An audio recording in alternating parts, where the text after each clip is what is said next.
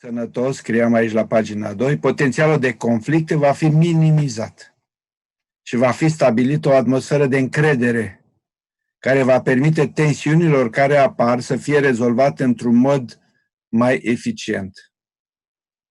Iată câteva linii directoare. Da. Fii un ascultător. La oameni și preocupările acestora, ia preocupările acestora în serios.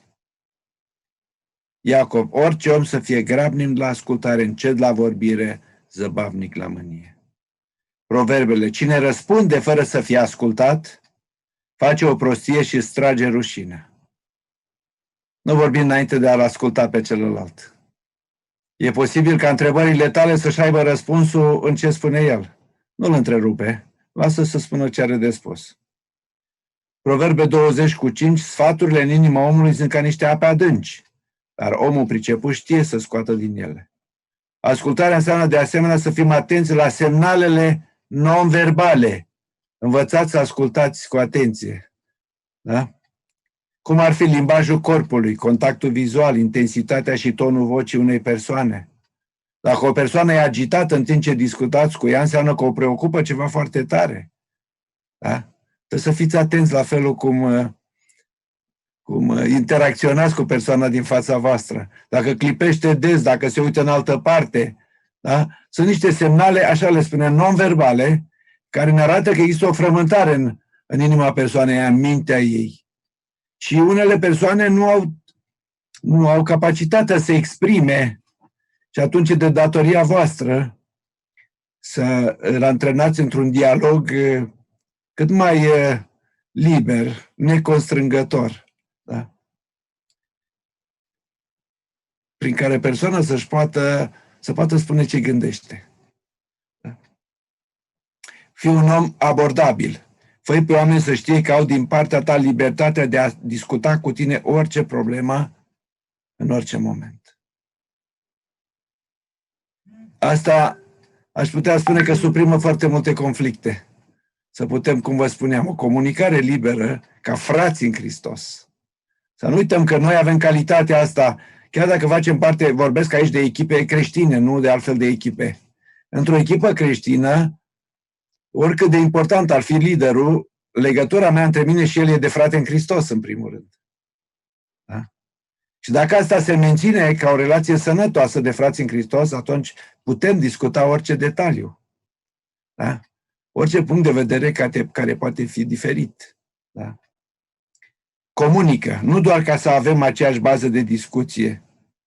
Ioan spune, nu vă mai numesc rob, pentru că robul nu știe ce face stăpânul său. Și v-am numit prieten pentru că v-am făcut cunoscut tot ce am auzit de la tatăl meu. Una au de-a face cu astfel de șefi. Așa de o aroganță, că îmi dădea dispoziții și mi-ascundea lucruri pe care eu trebuia să le știu. Dar din aroganță, din mândrie, din orgoliu prostesc, refuza să comunice. Ca să mă pună pe mine, de fapt, în inferioritate, să mă pună în postura de a greși, de a nu-mi face bine atribuția de serviciu. Există și astfel de oameni. Sperăm că în echipele noastre creștine nu sunt așa mulți din ăștia, ci sunt oameni care vor să comunice, da? Din dorința de a reuși împreună, de a face să izbândească proiectul la care ne-am angajat împreună. Fii un încurajator. Evrei 3:13, îndemnați-vă unii pe alții în fiecare clipă, câte vreme se zice astăzi, ca niciunul din voi să nu se împietrească prin înșelăciunea păcatului. Fiți un încurajator. Mi-aduc aminte când am fost prima dată în Niger, printre altele, m-am ocupat de echiparea unui studio radio. Și am cerut unui african, el s-a oferit că vine să-mi facă partea de tratament a sunetului, adică să pună niște panouri pe pereți care să reducă reflexiile, să dea un sunet bun, da? Și i-am dat dimensiunile exacte, i-am spus cum să le facă și când mă duc să văd ce a făcut, pusese niște cutii așa pe pereți strâmbe, într-o parte, în alta, și bă, băiete, ia uite-te și tu de aici. Păi zice, frate, ce are? Zice, stau pe perete, nu pică. Păi stai, bă, cum adică stau pe perete? Stai strâmb așa, știi? Fii atent ce ți-am pus eu aici, să fie la 72 de centimetri. Ruleta 1 era la 70, altul la 75, erau agățate de pe urmă să nu pice, dar nu erau la poziție și le dai jos pe toate și le pui cu... Cum? Le dai, eu te plătesc, le dai jos pe toate, le pui la milimetru. Dacă am scris 72 și 5, 72 și 5, nici și 6, nici și 4, la fix. Sau uite, nu-i venea să creadă. Pe toate le dai jos acum cu mine și le pui pe toate perfect. La vreo 2 zile mă duc să văd. Știi ce mi-a zis omul? Frate, mulțumesc foarte mult. Nimeni nu mi-a arătat până acum, nu m-a făcut să înțeleg că sunt capabil să fac un lucru bun. Toți au fost mulțumiți cu felul cum făceam eu lucrurile, li s-a părut că așa e normal. I-am spus, nu băiete, tu ești capabil să faci lucruri bune, dar nimeni nu ți-a cerut să faci lucruri bune. Așa trebuie făcut. Să fim încurajatori. Să nu etichetăm pe oameni. Ești un netot, ești un nimic, un nimeni, nu ești capabil de nimic, ci poți să faci lucrurile mai bine, mult mai bine. Poate că nimeni nu ți-a impus exigența asta, dar poți să faci lucrurile bine. Hai să fim niște încurajatori. Chiar cu cei care nu sunt capabili, care nu sunt în stare. Haideți să mergem împreună cu ei, să învățăm noi cum să facă lucrurile bine. Da? Să pășim împreună cu ei. Da? Asta va rezolva multe vor dispărea de la sine dacă suntem niște încurajatori. Da? Pentru că dacă îi acuzăm pe oameni și îi condamnăm tot timpul, distrugem comunicarea. Ei nu vor mai îndrăzni să ne spună nimic. Da? Țineți-vă promisiunile, angajamentele. Într-o echipă e foarte important că atunci când te-ai angajat să-ți respecti angajamentul. În echipă se așteaptă ca să-ți faci treaba la care te-ai angajat. Nu trebuie să stea cineva după tine să te întrebe, ai făcut, n-ai făcut, de ce n-ai făcut? Eu am lucrat câteva luni de zile, când eram în Niger, într-o echipă foarte bună. Liderul era un om foarte înțelept. Și în fiecare dimineață eram în jur de 15 oameni în echipă. În fiecare dimineață ne venea rândul la fiecare. Trebuia fiecare să spunem cum merge proiectul nostru, ce dificultăți avem, cum putem fi ajutați. Dar nu tot de critică, de judecată. Fiecare avea dreptul să spună atât cât vrea el, nu-ți mulgea cu cleștele nimic. Da? E așa o atmosferă de colaborare, era super fain. Îi spune tehnica Agile. Au dezvoltat-o foarte mult. Se face un stand-up dimineața, toți în picioare, și spun despre așa. Exact. Da. A standardizat, e o tehnică de management de proiect, Agile. Da. Acum aveți, noi, ce să zic, era acum 20 de ani aproape. Înseamnă că atunci nu era. Asta e o chestiune de ultimii ani. Înseamnă că erau avangardiști. Aveam colegi, deci în echipa mea erau colegi din Statele Unite, din Canada, din Noua Zeelandă, din Germania, Franța, din Africa, din câteva țări, era din România unul singur, da? Și fiecare venea cu viziunea lui, dar șeful era un american. Iar ce îmi place la americani e pragmatismul. Ei sunt foarte buni la partea asta pragmatică. Ei nu sunt așa mari teoreticieni, dar în ce privește lucrul împreună, partea practică sunt super. Adică sunt oamenii care au resursele și forța de a duce un proiect până la capăt. Au viziunea asta, așa sunt învățați. Da? Să fie oameni cu forță, cu energie în ei, știi? Și a fost foarte fain că eram, de exemplu, un englez, era un om cu viziune, știi? Dar parcă nu avea forța americanului, dar avea o viziune extraordinară. El, de exemplu, nu accepta să ne propunem lucruri mici. Nu. Facem ceva mare, găsim resursele, căutăm, mergem, luptăm. Da? Americanul deja căuta modalități concrete de a duce și uite, asta e soluția. Facem aia, luăm aia, găsim acolo, dregem. El deja vedea conexiunile. Într-o echipă, cum vă spuneam, dacă ne înțelegem bine locul, funcționăm super, foarte bine.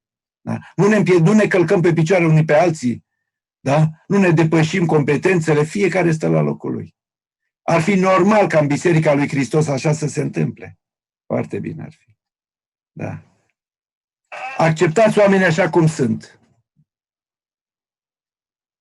Vedeți, există o falsă percepție că dacă îi criticăm pe oameni, ei vor deveni mai buni.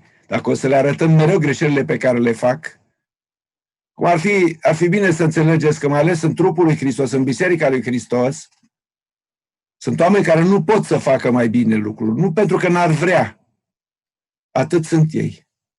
Unii au limite de inteligență, alții de cultură, de formare, de maturitate creștină. Este de datoria noastră, dacă suntem ales lideri de echipă, să le găsim locul potrivit. Da? Când am vorbit despre daruri, am vorbit despre cei ce au darul cârmuirilor. Că cel ce are darul cârmuirilor este capabil să-i facă pe membrii echipei să funcționeze bine împreună. El nu este neapărat un șef, ci arată fiecăruia care e locul lui în echipă. Ca tot să funcționeze bine. Rugați-vă pozitiv pentru cei care vă sunt antipatici. Asta e o realitate, să știți. Am avut colegii, de când îi vedeam de dimineață, parcă îmi creștea tensiunea. Da? Și am citit, am avut materialul ăsta și mi-aduc aminte că m-am rugat pentru ei. M-am rugat ca Domnul să-i facă prieteni, să-mi facă cel puțin acceptabili. Chiar la un moment dat mă rugam așa, Doamne, m-ai adus 6.000 de kilometri lângă niște persoane imposibile. Zic, nu puteam face și acasă. Și aveai tu gând așa, dar tu te-ai rugat pentru răbdare, știi? Știi că răbdarea nu se învață la fără frecvență. Se învață numai în practica vieții. Da? Și rugați-vă pozitiv. Dacă cineva vă este antipatic, nu vă încărcați inima cu amărăciune. Rugați-vă pentru el. Da? Știi că există o promisiune în Proverbe că pe cel neprihănit Domnul îi face prieteni chiar și pe dușmanii lui. Chiar și pe dușmanii lui îi face prieteni. Dacă vă încredeți în Domnul, dacă aveți o concepție răscumpărătoare în echipă, Domnul poate să schimbe această etichetă a opozanților voștri și să-i facă prietenii voștri, adică să puteți lucra împreună cu ei în echipă. Nu! Am scris aici în chenar, nu acționa pe bază de zvonuri. Rezistați tentației de a primi prăjituri. La ce mă refer? Există un verset în Proverbe care spune că cuvintele bârfitorului alunecă ca niște prăjituri până în fundul măruntaielor. Respingeți prăjiturile. Nu mâncați prăjiturile bârfitorilor. Știi ce? Fratele cutare, sora cutare, am auzit eu că a vorbit despre tine. Bun, mare lucru. Da? Chiar acum câțiva ani pot să vorbesc că sora nu mai este, m-a oprit pe stradă, ai auzit ce a făcut cutare? Era așa ca un magnet pentru toate bârfele. Ea le știa pe toate. Da? Să nu acționăm pe bază de zvonuri sau presupuneri. Întreabă în primul rând persoana implicată dacă e o problemă care te afectează pe tine. Nu bârfi. Nu încuraja un bârfitor. Nu transmite bârfa mai departe. Atenție la asta. Dacă ai auzit un lucru rău despre cineva, nu transmite mai departe. Nu-i de niciun folos. Numai dacă e ceva serios, ceva de viață creștină, mai degrabă du-te și vorbește cu persoana respectivă. Faci un bine enorm. Da? Nu frânge creditul pe care ți-l acordă alții. Vedeți voi, aici este un lucru pe care vreau să vi-l spun și să-l aveți așa în minte. Știți, încrederea se construiește foarte greu, dar se poate pierde foarte ușor. Da? De exemplu, într-o echipă bună, poți să ai un nume foarte bun. Dar din neatenție, din ambiție, din știu eu ce, alte motive necurate, poți să faci un lucru care să-ți distrugă tot creditul pe care l aveai în fața membrilor echipei. Atenție! Și aici mă refer, de exemplu, la seriozitate în promisiunile pe care le faceți. Țineți-vă promisiunile. Un om, aș putea spune de onoare în sensul bun, își respectă promisiunile, oricare ar fi ele. El le-a făcut de bunăvoie. Ai spus că faci un anume lucru? Fă-l. Ai spus că vii la o anumită oră? Vino. De exemplu, aveam în echipa mea când eram în Niamey, în Niger, aveam elvețieni. Păi știu că dacă ziceam că ne întâlnim la ora 15, pentru elvețian era 15 fix, nu era nici fără 5, nici și 5. Pentru africani era între 14:30 și 15:30, 16. Dacă avea ceva de făcut, venea și la 17, după ce se termina întâlnirea. Percepții complet greșite, diferite. Să respectăm angajamentele noastre pe care ni le-am luat. Altfel, astea vor fi sursă de conflicte cu membrii echipei, dacă nu ne respectăm angajamentele. Ai spus că faci ceva? Notează-ți și fă. Pune termen și fă ce te-ai angajat. Oamenii așteaptă ca să faci ce ai spus. Da? Și spune și Domnul Iisus Hristos foarte clar, din cuvintele gurii tale vei fi scos fără vină și din cuvintele gurii tale vei fi osândit. Foarte important. Da? Să ne luăm în serios cuvintele noastre, să nu ne jucăm cu cuvintele. Da? Evitarea conflictelor. Celor mai mulți dintre noi nu ne fac conflictele, așa este. De multe ori însă acest lucru înseamnă să evităm problemele cu care ne confruntăm și pe care trebuie să le înfruntăm. Să le privim sincer în față. Conflictele trebuie să fie scoase la lumină și rezolvate. Unii nu merg departe și preferă să le ascundă sub preș, adică să le ignore. Conflictele care nu sunt tratate creează un climat toxic în comunitate. Ce înseamnă climat toxic? Distruge relațiile între membrii echipei. De exemplu, e o echipă de 5-6 persoane. Și între două persoane din echipă există un conflict nerezolvat. Toți ceilalți membri din echipă sunt prieteni cu unul, cu celălalt și atunci ei se simt stânjeniți în prezența lor. Pentru că toți știu că e un conflict, că e nerezolvat și se produce climat toxic care otrăvește relațiile dintre noi. Într-o echipă e important să nu acceptăm relații din astea relații nerezolvate, relații conflictuale, tensiuni. Da? Rezolvarea conflictelor, spuneam aici, citam aici Matei 18, dacă fratele tău a păcătuit împotriva ta, ia inițiativa și du-te și vorbește. Mi-aduc aminte că acum vreo 4-5 ani de zile am făcut o greșeală față de un frate. Și, din fericire, mi-am dat seama imediat. Ce am făcut, odată l-am sunat, am vorbit la telefon și l-am mustrat. Și n-a fost cinstit, n-a fost corect ce am spus. Și Duhul Sfânt imediat m-a cercetat, nu-i corect, du-te și cere-ți iertare. Vă spun că nu mi-a venit deloc ușor, însă mi-am luat inima în dinți, m-am dus la el. Și a spus, frate, îmi pare rău. El era mult mai tânăr decât mine, cu poate 25 de ani mai mic. Dar am făcut-o și s-a întâmplat ceva. La sfârșit ne-am îmbrățișat. Și păstrăm și acum o relație foarte bună. Mă sună, când are nevoie de ceva, mă sună, vorbim. E excelent. Când noi facem ce trebuie, când ne zberim, de-aia spuneam că pentru o atmosferă bună, pentru o relație bună în echipă, lepădarea de sine este esențială. Să calci peste mândria personală, asta înseamnă. Peste orgoliul tău. Și să faci ceea ce se datorează să faci. Da? Să ceri iertare atunci când este cazul. Fă-o în primul rând privat când mustri pe fratele tău.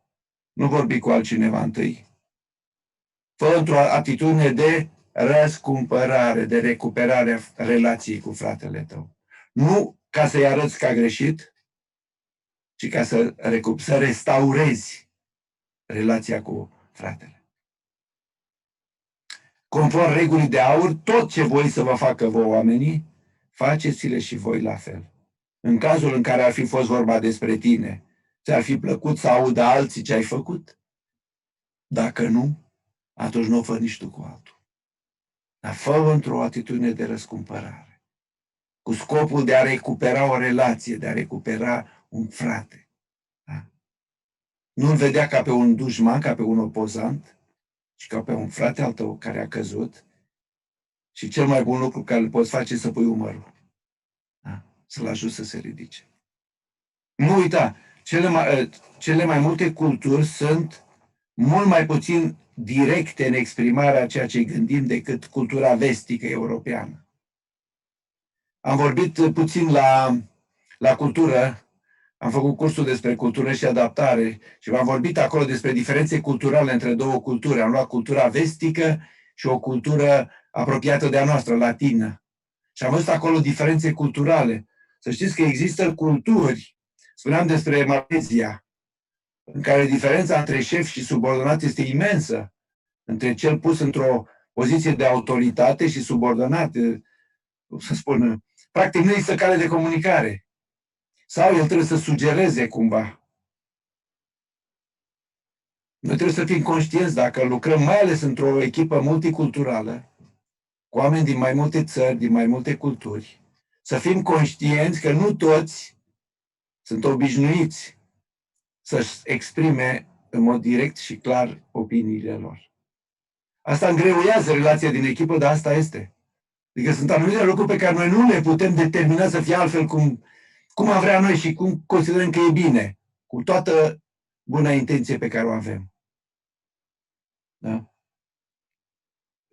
Dacă problema este cu un indigen, consultați un înțelept, o persoană de încredere. De exemplu, o să vă dau un exemplu care poate să fie puțin amuzant, dar e o realitate pe care o trăim în Africa. În Africa, mai ales dacă ești alb, fata albă, băiat alb, vor dori să se căsătorească cu tine. Da? Ai o vârstă. Dar de ce nu te căsătorești? Las că-ți găsim noi o fată. Imediat, rapid. Și tu nu știi pe unde să scoți cămașa, nu știi cum să reacționezi la o astfel de abordare. Cel mai înțelept lucru este să te duci la un bătrân și ei au soluții foarte înțelepte. Știi ce fac ei? Te înfiază, între ghilimele. Și dacă se întâmplă să primești astfel de propoziții, de exemplu o fată, să vină un băiat la el, un african, să spună, eu sunt bogat. Am 20 de cămile, am 5.000 de euro în cont, am nu știu ce, vreau să mă căsătoresc cu tine. Tu nu știi cum să-i răspunzi. Nu ești acolo să te măriți, mai ales cu un om diferit de... Nu știi cum să reacționezi. Și atunci te duci, îi spui băiatului, du-te la tutorele meu. Du-te la bătrânul cu tare că el m-a înfiat. El îți dă răspunsul. Se duce la el și ăsta are explicația. Îi zice, auzi, ai o fată frumoasă, să știi. Are o dotă de 20.000 de euro. Nu plătești tu nici în 30 de ani de aici încolo. Vrei să te căsătorești peste 30 de ani? Ăla stă așa puțin. Știe că ăla e bătrânul satului, că e înțelept. Bine, gata. Și renunță. Acum, care e avantajul enorm? Că fata păstrează relația cu africanul. Pentru că bătrânul i-a explicat ceva ce el trebuia să audă neapărat. De ce nu vrea să se mărite fata cu el? Păi, aici te părinți bogați. Și ea cer o dotă. Asta e în cultura africană, dota e suma de bani pe care trebuie să o plătească părinții băiatului, părinților fetei. Și cu cât fata e mai frumoasă, cu mai multe studii, cu atât dota e mai mare. Ea n-are de unde să știe detaliile astea, dar bătrânul le știe perfect. Și ea spune, păi fata, a făcut universitatea. Să știi, e frumoasă, bogată, părinți, n-ai tu bani nici în 30 de ani de aici încolo nu plătești. Și omul mai desumflat, așa, mai pleacă, dar în păcat. El nu poate să plătească dota pentru fata aia. Deci, în multe culturi, riscăm să facem gafe, să facem greșeli mari, dacă nu cunoaștem substraturile culturale, obiceiurile. Da? Și în cazul ăsta e foarte important să discutăm cu bătrânii satului, dacă veți avea ocazia să lucrați într-o altă cultură foarte diferită de cea românească, așa cum spuneam la cultură, la antropologie și cultură, să cunoașteți cultura, obiceiurile, tradițiile popoarelor respective, ca să aveți o cunoaștere, să aveți o comunicare bună, da?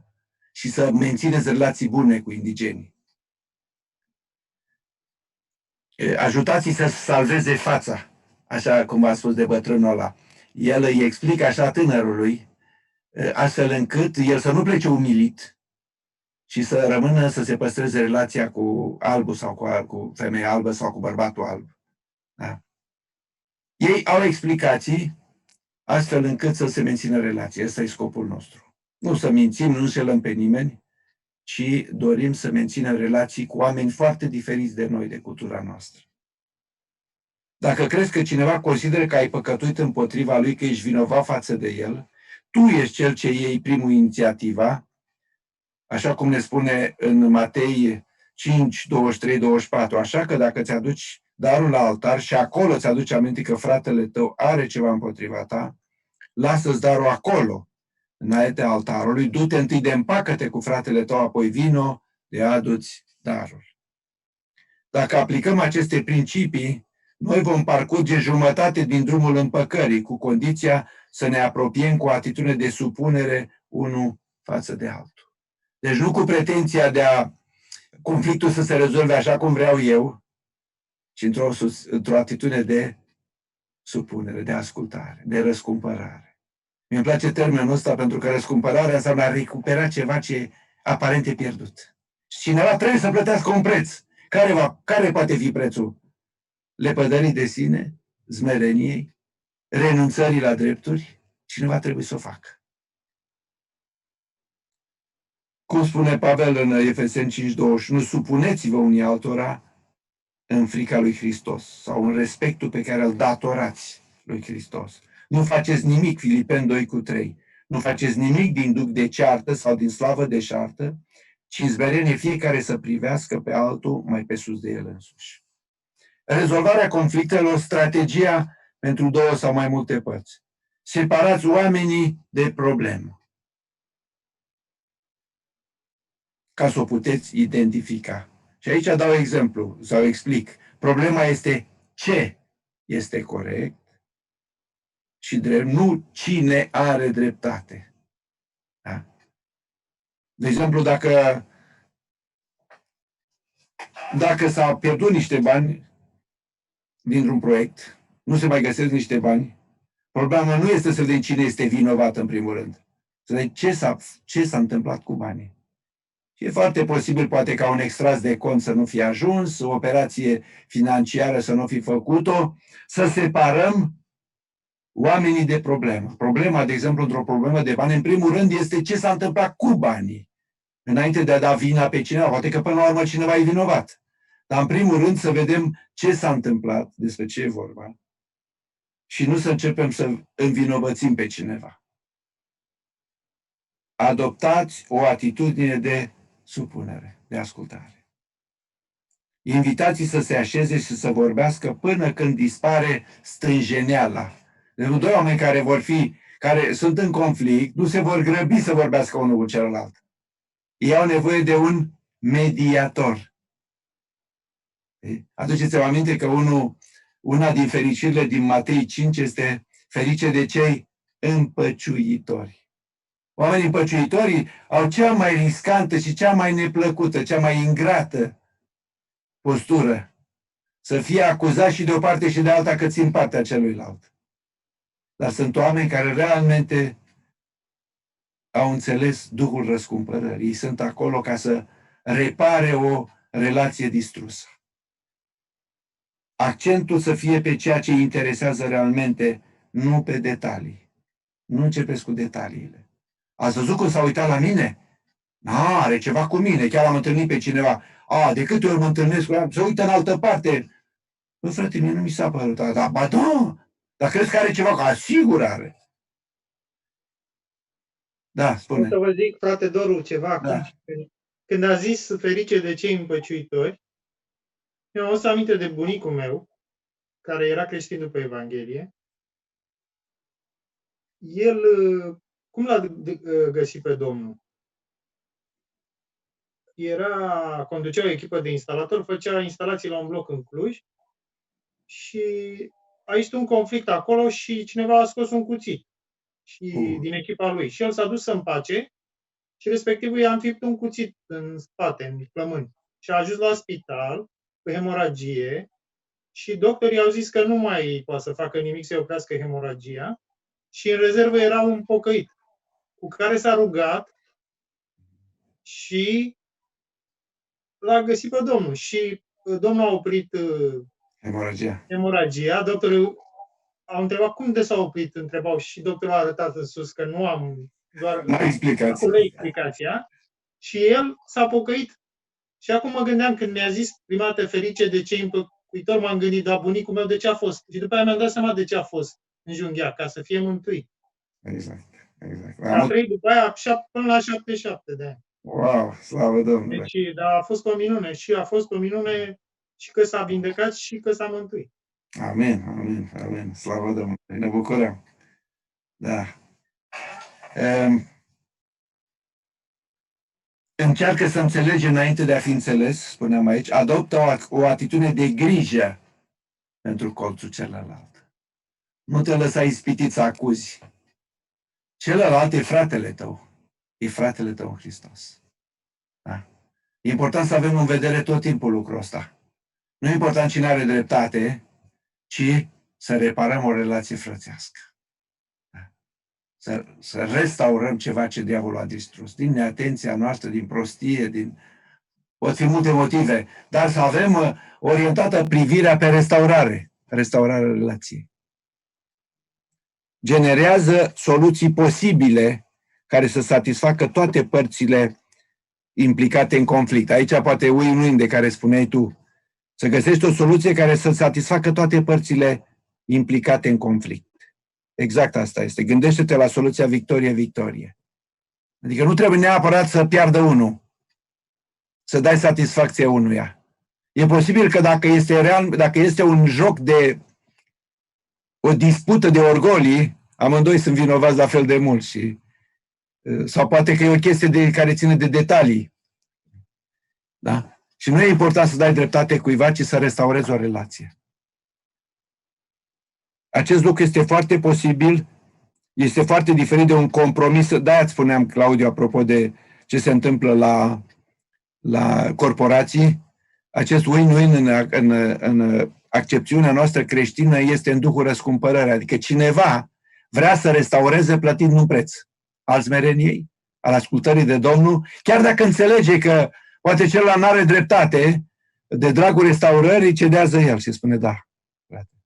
Mai ales când e vorba de detalii, de lucruri care n-au importanță nici pentru mântuire, nici pentru lucrare, atunci cineva se hotărăște să piardă, să lase de la el, ca să restaureze relația. Fii clar cu principiul CBAN, cea mai bună alternativă la un acord negociat. Da? Negociat. Adică am stat de vorbă și am luat o hotărâre care ne convine amândorura. Nu e impusă de cineva, ci acceptată de toate părțile în conflict. Fii clar cu acest principiu.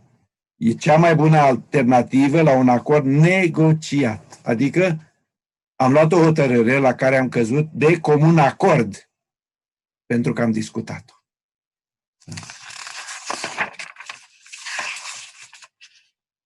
Aceasta vă poate ajuta să nu insistați asupra unor propuneri nerealiste.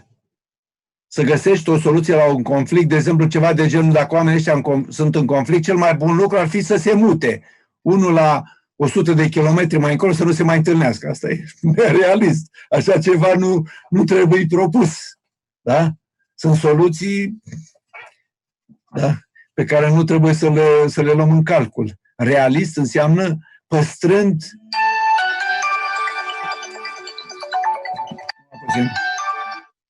Alo? Poate. Elisei, uite, eu sunt într-un curs acum și revin peste 20 de minute revin eu, da? Bine, face, frate. Nu-i nimic, face, frate.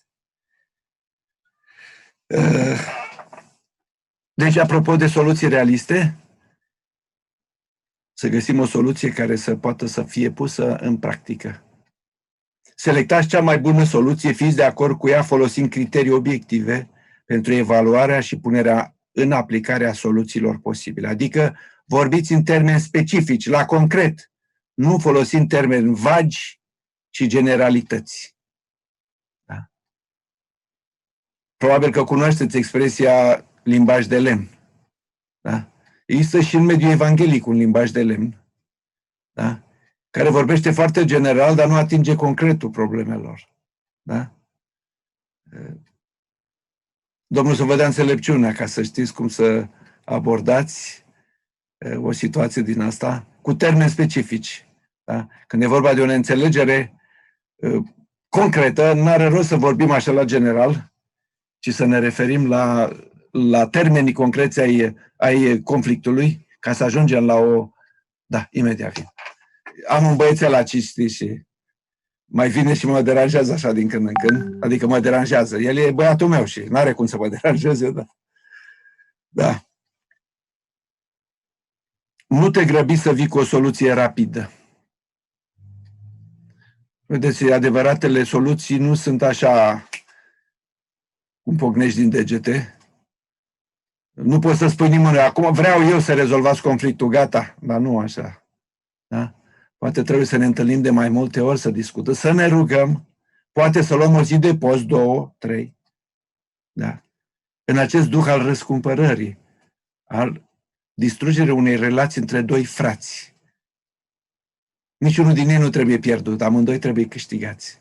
Și atunci, în duhul răscumpărării, vrem să restaurăm ceva ce a fost stricat. Da? Aici nu punem atât accent pe ceea ce a produs stricăciunea, ci pe restaurarea relației.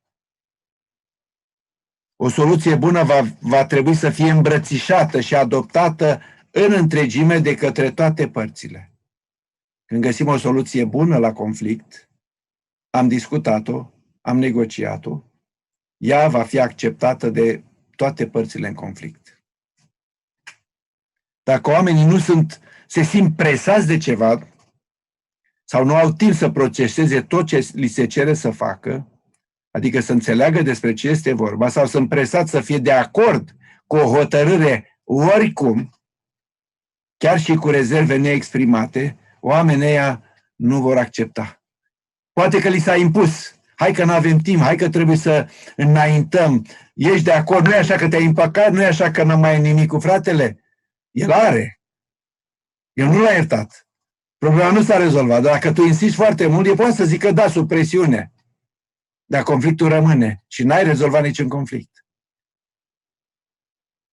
Atunci trebuie să petrecem timp, ne mai întâlnim încă o dată, ne rugăm încă o dată, postim, până când Domnul aduce pacea și părțile în conflict ajung să accepte în egală măsură soluția pe care o hotărâm împreună. E un drum pe care trebuie să îl parcurgem, să nu ne grăbim să găsim soluții rapide, instant, imediate la un conflict. Nu grăbiți pașii 2 și 3, spuneam. Amintiți-vă, când cineva își exprimă furia sau frustrarea, asta înseamnă că îi pasă de situație. Adică conflictul îl afectează. Nu-l acuza. Probabil că e foarte afectat de situația respectivă.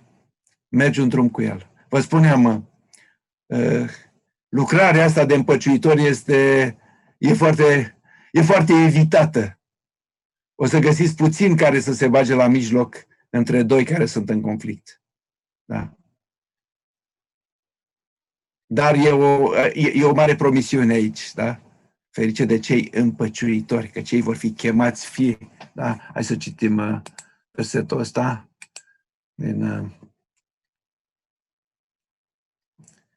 Ferice de cei împăciuitori, că cei vor fi chemați fii ai lui Dumnezeu. Deci o promisiune extraordinară pentru cei care își asumă poziția asta atât de neplăcută, cu scopul de a restaura o relație stricată. Scumpilor, uite, închei cu versetul ăsta.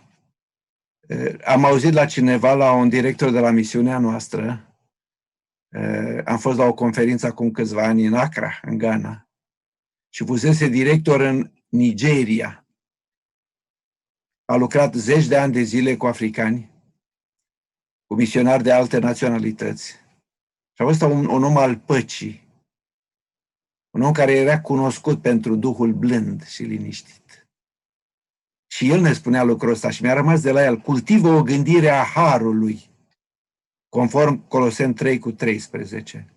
Îngăduiți-vă unii pe alții și dacă unul are pricină, are motiv întemeiat să se plângă de altul, iertați-vă unul pe altul. Cum va ierta Hristos, așa iertați-vă și voi. Aici trebuie să citim de 10 de ori versetul ăsta, ca să ne intre bine în cap. Dacă unul are motiv, ai motiv. Nu ce dai imediat ispitei de a intra în conflict. O soluție mult mai facilă este să ierți, pur și simplu. Știți ce înseamnă iertare? În Noul Testament, acolo în Matei 6, și ne iartă greșelile, în limba greacă este și ne iartă datoriile noastre, precum și noi iertăm datornicilor noștri. A ierta cuiva greșeala e ca și cum i-a ierta o datorie pe care nu mai poate plăti. Și ești în fața a două opțiuni. Să-l consideri tot timpul dator ție sau să spui gata, am șters datoria. Nu mai ești dator. Îngăduiți-vă unii pe alții. Ce înseamnă asta? Acceptați că aveți ritmuri diferite de gândire. Unii sunt foarte rapizi, da? Puși în fața unei probleme, ei înțeleg imediat de desubturile, detaliile, văd și pașii parcurși, alții sunt mult mai înceți. Parcurg mult mai greu, se prind mult mai greu, cum se spune. Da? Chiar în Elveția e o glumă care vine din realitate. Se spune despre cei din Berna că ei sunt mai înceți la minte. Zice, când spui o glumă, un bernez râde după 2 zile. Da? Lui trebuie mai mult ca să înțeleagă tâlcul glumei, da? Dar uite că sunt astfel de oameni și eu am întâlnit asta, am făcut în Elveția studiile biblice. Și eram șocat așa, mie mi se părea că toată lumea a înțeles, dar ei vedea că nici măcar nu schițează un zâmbet. Și îmi dai seama că nu au priceput. Dar aici spune, îngăduiți-vă unii pe alții, acceptați-vă că sunteți diferiți, că aveți ritmuri diferite, că aveți niveluri intelectuale diferite, nivelul de spiritualitate creștină diferită. Și dacă unul are un motiv întemeiat să se plângă de altul, faceți lucrul ăsta de mare preț înaintea lui Dumnezeu. Iertați-vă unul pe altul. Cum? Cum va ierta și pe voi Hristos? Așa iertați-vă și voi. Scumpilor, cam aici se termină cursul din seara asta despre rezolvarea conflictelor. Vă spuneam că provocarea cea mai mare când vorbim despre conflicte este să cerem Domnului harul de a putea lucra în echipă. Și ăsta nu e un lucru mic, lipsit de importanță, este foarte, foarte important. În lucrarea lui Dumnezeu să cerem harul de a putea lucra cu oameni diferiți de noi, cu un trecut diferit de al nostru, care au un arierplan complet diferit de al nostru, poate au trăit traume, eșecuri în viața lor, dureri, suferințe, de care noi nu suntem conștienți, poate fac niște greșeli fără să-și dea seama. Au niște limite de care nu sunt conștienți. Să-i vedem întotdeauna ca pe frați în Hristos, care ne-au fost dați de Domnul ca să lucrăm împreună cu ei, acceptându-le limitele lor, slăbiciunile lor. Și atunci când cineva a făcut o greșeală, cum spune aici Apostolul Pavel, dacă cineva are motiv să se plângă de altul, iertați-o.